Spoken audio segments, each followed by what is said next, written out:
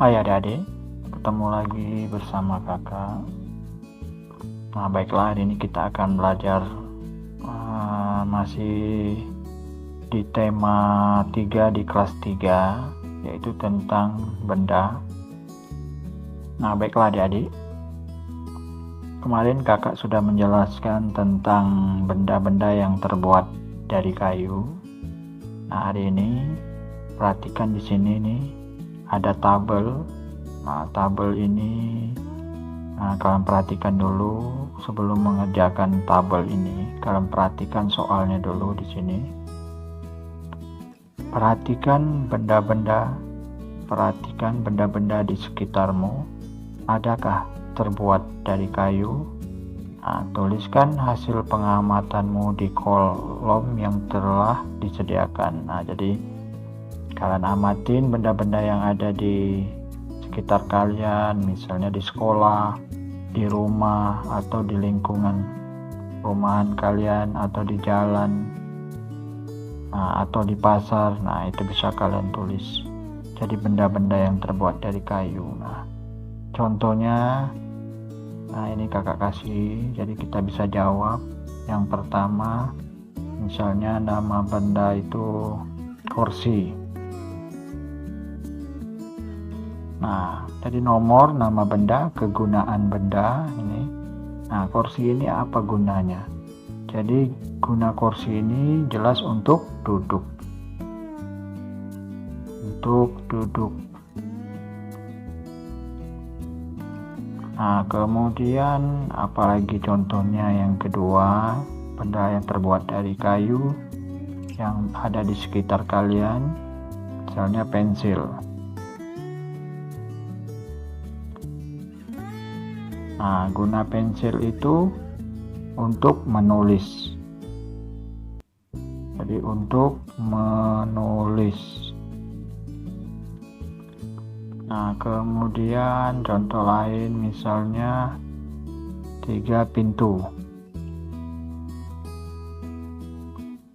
Nah, pintu ini gunanya ini untuk menjaga rumah itu jangan masuk maling atau masuk hewan-hewan berbisa. Jadi itu dia fungsi atau kegunaannya. Nah ini tidak kakak tulis karena tidak muat. Nah langsung aja. Kemudian yang keempat, contohnya lemari. Nah lemari ini gunanya adalah untuk meletakkan baju.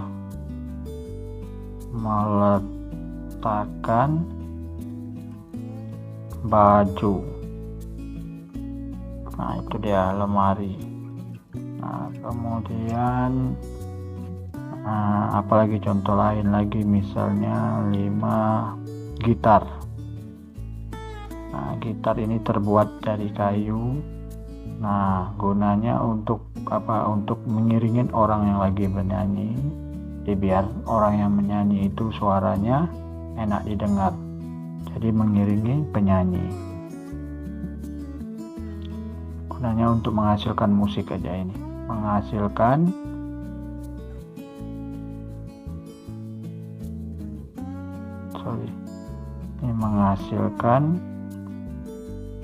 musik. Nah itu dia nomor 6.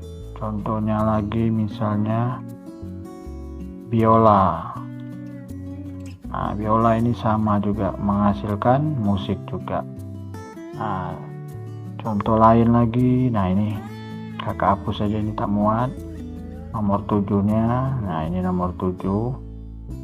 Contohnya patung. Nah patung ini, patung gunanya untuk hiasan. Jadi untuk hiasan. Nah itu patung.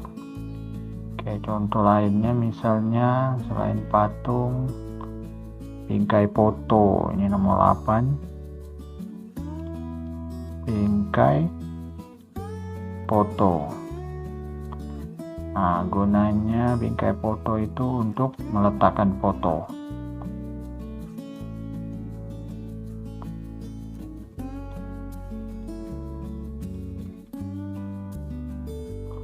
Nah, bingkai foto, kemudian 9 rak sepatu.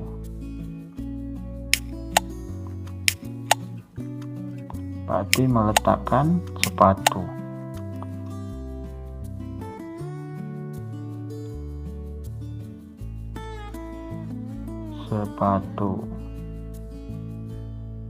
Oke, contohnya banyak lagi.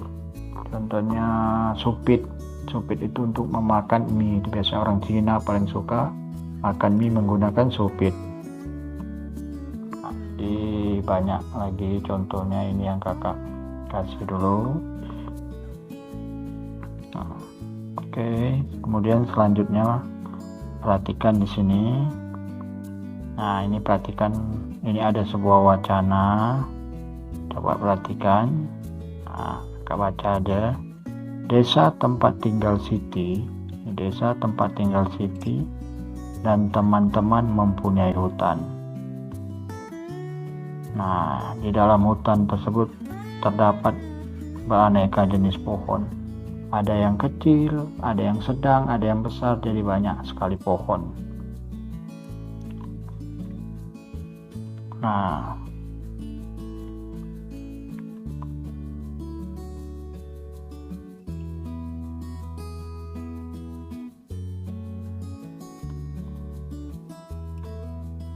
fungsi hutan. Nah, fungsi hutan itu antara lain ini banyak sekali. Nah, di sini fungsinya tempat tinggal hewan. Nah, itu dia. Jadi fungsi hutan itu tempat tinggal hewan ya juga. Kemudian menghasilkan oksigen. Jadi kenapa? Karena tumbuh-tumbuhan ini kalau di siang hari dia menghasilkan oksigen. Kalau di malam hari baru dia membutuhkan oksigen. Karena pada siang hari inilah tumbuh-tumbuhan itu melakukan yang namanya fotosintesis. Nah, fotosintesis itu atau membuat makanan tumbuhan. Nah, setelah membuat makanan dia akan menghasilkan oksigen. Sisa dari membuat makanan itulah oksigen. Nah, kemudian fungsi hutan lainnya adalah menyerap air hujan. Nah, setelah air hujan itu diserap, kemudian hutan menyimpan air hujan tersebut dalam jumlah yang banyak. Nah, makanya dari hutan inilah air-air yang disimpan itu nanti akan diteruskan ke sungai atau ke mata air, ke sumur kalian, itu semua berasal dari hutan. Nah, kemudian bisa dari danau. Nah, ini dia. Nah, namun ketika hutan itu gundul atau digunduli, nah ini otomatis kalau hutan sudah gundul, ini otomatis tidak bisa menyimpan lagi air. Jadi tidak bisa menyerap air hujan. Karena yang menyerap air hujan pada tumbuh-tumbuhan itu adalah akar. Kalau sudah gundul, otomatis akarnya tidak berfungsi lagi, tidak menyerap air hujan tersebut. Nah, otomatis air yang ada di dalam hutan itu, air bersih itu akan berkurang. Nah, kemudian juga akibatnya kalau misalnya hutan gundul itu, ini akan membuat aliran air akan terganggu. Yang seharusnya airnya itu seharusnya menuju ke sungai, menuju ke danau, ke sumber mata air. Nah, ini akan terganggu. Nah, hal ini bisa menyebabkan air itu menggenang. Nah, kalau sudah terjadi hujan yang lebat, ini akan terjadi yang namanya tanah longsor dan terjadi banjir. Nah, banjir yang mengalir dia ke pemukiman penduduk. Nah, itu dia. Dari di atas hutan itu kan turun dia ke penduduk. Ini terjadilah banjir di pemukiman penduduk. Nah, kebutuhan benda dari kayu yang terus meningkat. Akibatnya kebutuhan kayu itu akan terus meningkat. Nah, jadi kalau benda-benda yang terbuat dari kayu, contoh kursi, meja, pensil yang kalian pakai hari-hari selalu dipakai, supit selalu hari-hari dipakai, nah ini akan membutuhkan kayu. Nah, sehingga kayu akan terus meningkat. Nah, sehingga karena kebutuhan kayu itu, nah orang akan selalu melakukan aktivitas yang namanya penebangan pohon. Nah, kadang-kadang orang menebang pohon ini tidak sesuai dengan aturan. Karena kalau supaya hutan itu tidak gundul, otomatis kita menebang itu jangan berlebihan, cukup seperlunya, dan yang perlu ditebang itu biasanya tumbuhan atau pohon yang sudah dewasa atau besar. Kalau yang masih kecil tidak. Nah, setelah ditebang biasanya ditanam kembali. Supaya apa? Supaya tidak gundul dia, itu dia.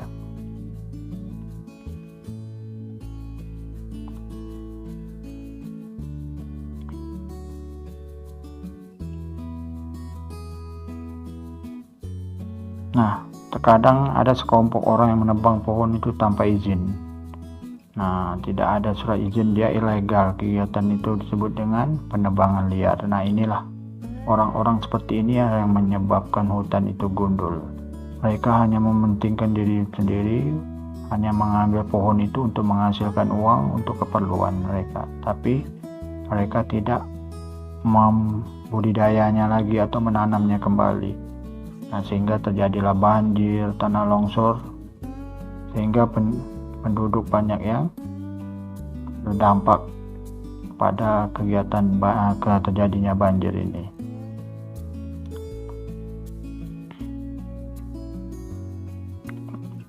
Nah, oke, coba perhatikan ini.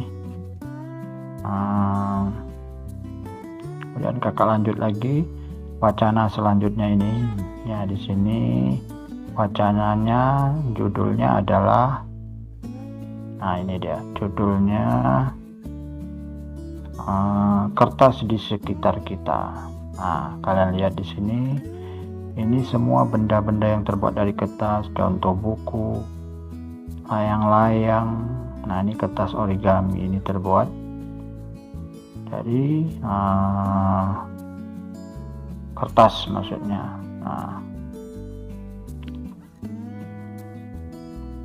Nah, kertas ini sebenarnya berasal dari tumbuh-tumbuhan. Jadi kertas itu sebenarnya berasal dari tumbuh-tumbuhan atau dari pohon. Nah, jadi banyak sekali benda yang terbuat dari kertas. Contoh tadi yang kakak kasih gambar, layang-layang, buku, kertas origami, kemudian tisu, kardus, nah koran, yang kemudian setelah koran, uang yang kertas itu, uang kertas. Nah, uang itu juga terbuat dari kertas. Kemudian foto, yang kalian berfoto itu juga terbuat dari kertas. Kemudian ada lagi yang namanya majalah, itu juga terbuat dari kertas. Nah, kemudian gambar mainan anak-anak yang kalian main-main gambar itu, nah itu terbuat dari kertas. Kemudian karton terbuat juga dari kertas. Tiket pesawat misalnya, tiket bus, nah banyak, jadi macam-macam tiket itu terbuat dari kertas. Kemudian kartu pos, perangko terbuat dari kertas. Kemudian materai yang 6.000 atau 3.000 itu terbuat dari kertas. Nah, kemudian kertas kado juga terbuat dari kertas. Nah, jadi kertas ini sebenarnya bahan dasarnya adalah kayu. Jadi kayu adalah bahan dasar untuk membuat kertas. Nah, dalam membuat kertas ini ada tahapan-tahapannya. Nah, akan kakak jelaskan, perhatikan. Jadi cara membuat kertas itu tahapnya adalah sebagai berikut.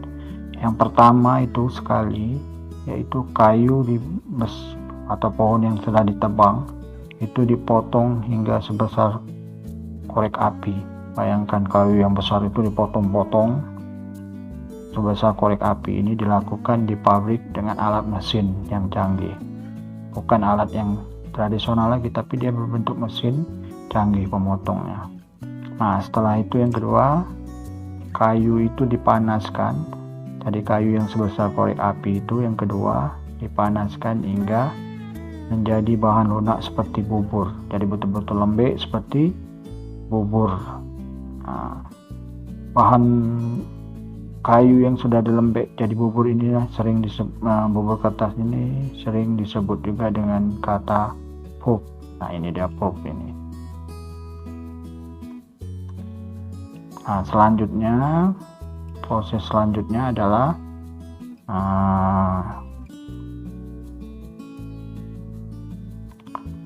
kemudian pulp ini diberi warna, dan warna ini sesuai apa yang kita inginkan. Bisa warna putih, bisa warna merah, kuning, biru, hijau, tergantung. Dan setelah diberi warna kemudian disaring hingga kandungan airnya habis. Jadi bubur itu tadi kandungan airnya disaring habis. Nah, kemudian pulp yang sudah kering ini dia akan meninggalkan ampas. Jadi airnya dibuang, bubur tadi yang meninggalkan ampas berupa serat selosa yang saling terkait, maksudnya bersatu dia. Nah, kemudian serat selosa ini digiling lagi, ada alat penggilingnya, digiling hingga pipih menjadi seukuran kertas yang diinginin. Kalau kertas buku ya sebesar kertas buku, kalau kartun kan lebih besar lagi daripada buku. Jadi kertas apa yang kita inginkan, nah itulah ukurannya. Nah, setelah itu jadilah dia kertas. Nah, jadi kertas ini sangat bagus untuk kita tulis. Beda dengan bahan-bahan lain. Kalau zaman dulu itu belum ada ditemukan kertas, biasanya orang menulis itu bisa di batu-batu. Batu itu ditulis bisa, tapi lambat.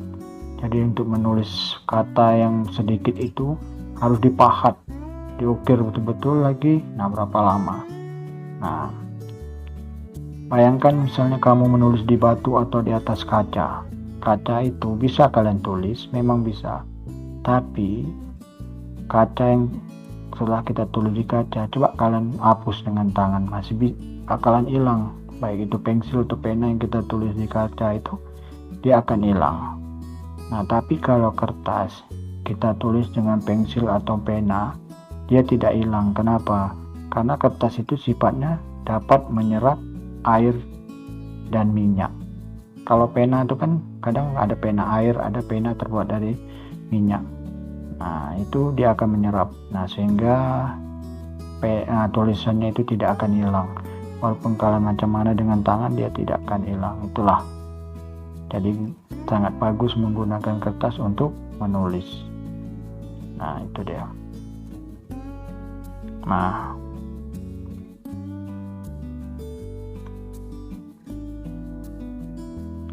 di sini ada sedikit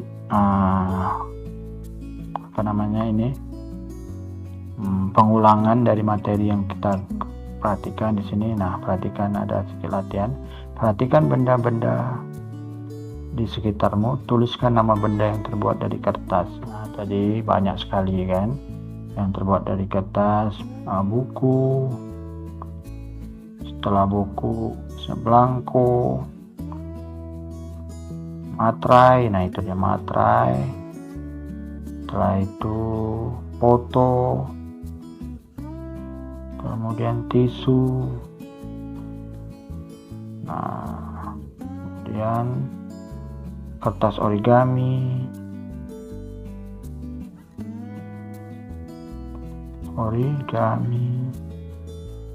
kertas kado,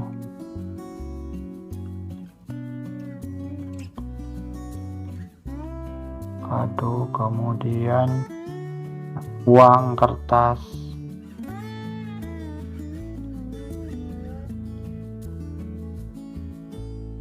kemudian tiket. Nah, tiket pesawat itu, tiket, kemudian layang-layang,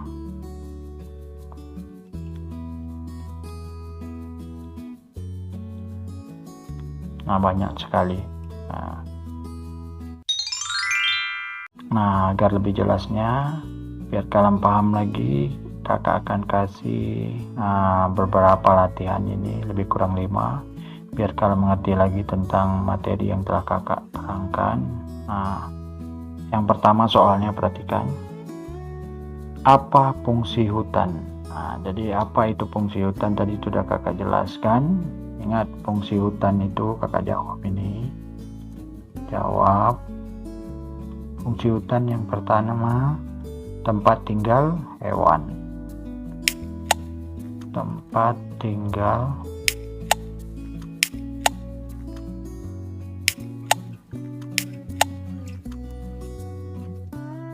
nah, contoh hewan harimau, kancil, kelinci, rusa, ular. Nah, itu dia tempat tinggalnya. Kemudian apa lagi fungsi hutan? Kemudian menghasilkan oksigen. Menghasil oksigen. Nah, apalagi fungsinya? Menyerap air atau menyimpan air yang telah diserap oleh tumbuh-tumbuhan. Dia tempat menyimpannya. Menyimpan air. Nah, itu dia untuk soal nomor 1.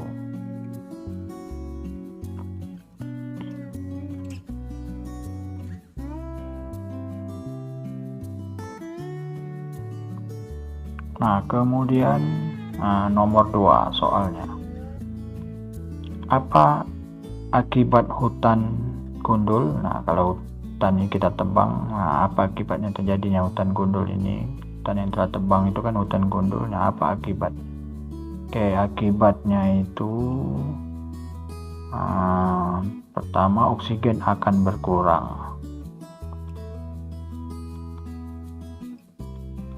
Oksigen berkurang. Itu dia. Kemudian selanjutnya apalagi akibatnya? Sumber air bersih akan berkurang. Sumber air bersih berkurang.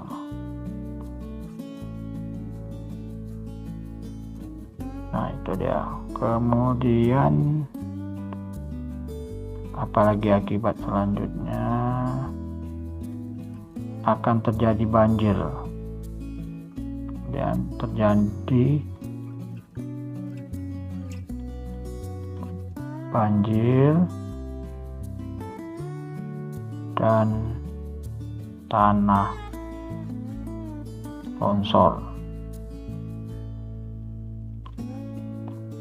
Itu dia. Kemudian apalagi kalau hutan itu tumbuh-tumbuhan tidak ada, akan terjadi yang namanya polusi udara. Polusi udara. Kenapa? Karena fungsi jadi tumbuh-tumbuhan itu dia akan menyaring udara-udara kotor itu menjadi bersih. Itu juga fungsi salah satu tumbuh-tumbuhan. Makanya di hutan itu kan banyak tumbuh-tumbuhan itulah jadi polusi udara kalau tidak ada tumbuhan atau hutan gundul ini.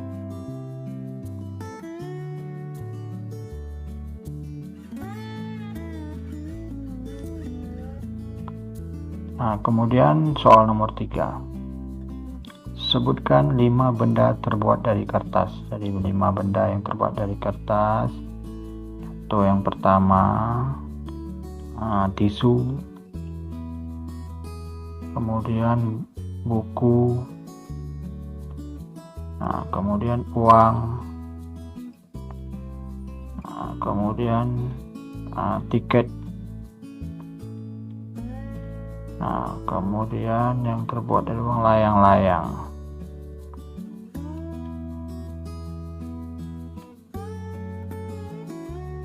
Nah, itu dia untuk soal nomor 3.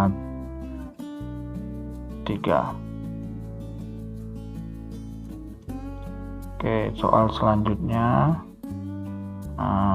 kertas terbuat dari, kertas itu terbuat dari pohon. Nah, itu dia. Kemudian selanjutnya soalnya, apa yang dimaksud dengan pulp? Pulp ini adalah bubur kertas. Jadi bubur kertas, bubur kertas. Nah itu dia. Nah mungkin itu saja yang bisa kakak berikan. Semoga bermanfaat untuk kita semua. Jangan lupa tekan tombol subscribe, lonceng, like,